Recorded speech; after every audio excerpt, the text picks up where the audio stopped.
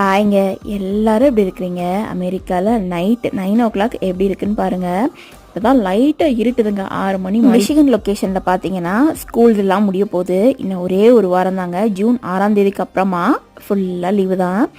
2.5 மாதங்க. Around June, July, அப்புறம் August end போல தான் ஸ்கூல் ஓப்பன் பண்ணுவாங்க. 2 மாதம் என்ன கடி அப்படின்னு கேட்டிங்கன்னா, காலையில் ஏதாவது ஒரு ஒர்க்குக்கு போகிறோம் அப்படிங்கிறப்ப நான் என்ன பண்ணுவேன்னா, கடகடன்னு எழுந்திரிச்சி எல்லா ஒர்க்கையும் ப்ராப்பராக பார்த்து முடிச்சிடுவேங்க.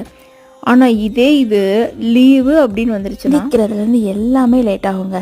எந்திரிக்கிறது லேட் ஆகும். அப்புறம் சீக்கிரமாக பண்ண வேண்டிய ஒர்க்கு மதியம் வரைக்கும் போகும், மதியம் பண்ண வேண்டிய ஒர்க் ஈவினிங் போகுங்கிற மாதிரி லேட்டாகவே போயிட்டுருக்கோம் எல்லா ஒர்க்கும். அதை நினைக்கும் போது தான் பயமாக இருக்குது. இந்த டைம் அப்படி இருக்கவே கூடாது.